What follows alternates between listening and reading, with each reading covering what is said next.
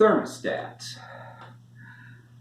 I'm thinking of a country school some many years ago. 'Twas built in 1911, 'cause the cornerstone said so.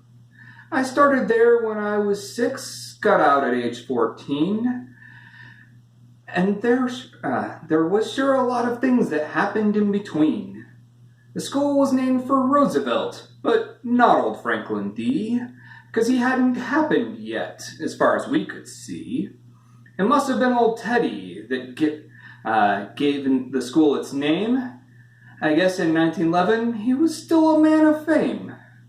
The old schoolhouse was made of brick, 2 rooms was all it had, a coal stove in each one of them, and they was pretty sad. They'd heat your front and then your butt, but never both at once. You'd warm your seats and turn around, and then you'd warm your fronts. Sometime in 1933, or maybe 34, the school board had a meeting, and they toted up the score. Those 2 old stoves had nigh blew up the last time they was fired, and it was plain to see that a replacement was required. Technology is upon us, and the school board isn't slow, so they installed a furnace in the basement down below. And with it came a stoker you filled plumbed up with coal. A funny little auger shoved the coal up through a hole. The fire would keep a burning, not too hot, not too cold, but all this modern mechanism had to be controlled. So this required a thermostat to tell the stoker when to start the auger pushing coal and when to stop again. The school board did the natural thing and put the thermostat in what we called the big room, where the older kids all sat.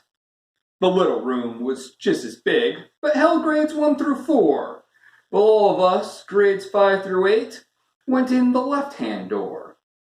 Each schoolroom had a teacher, and they didn't get along. Whatever one of them would do, the other thought was wrong. So when the furnace was installed, they really went to bat. And there's 2 rooms in the schoolhouse, and there's 1 darn thermostat.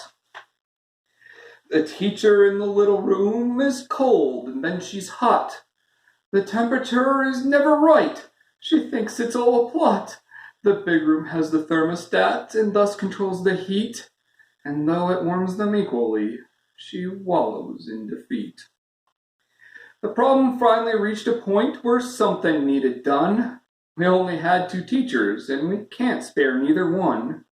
School war had to meet again, there wasn't any doubt. So 3 old farmers, that's the board, sat down to work it out. They all was well acquainted with the furnace, how it ran. They knew all about the stoker and the auger and the fan. The big room had the thermostat, and this they also knew, and wondered if the small room maybe ought to have one too.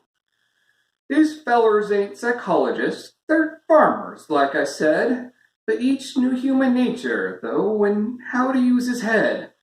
They knew the furnace couldn't heat 2 thermostats at once, but couldn't leave the small room teacher feeling like a dunce. So finally old Charlie said, "I think I've got it now." And Dad and Chauncey Loveland says, "We wish you'd tell us how." So Charlie answered as he stirred the coffee in his cup, "The small room gets a thermostat, we just won't hook it up." So now the small room teacher had a gadget all her own. The temperature, like magic, stayed within her comfort zone. She never learned the secret, and I tell it only now. I didn't tell it years ago, it would have caused a row. But still I think those old boys and how they worked it out. And though I've no philosophy that I can brag about, I've learned it doesn't matter where you've been or where you're at, as long as you're in control of your own thermostat.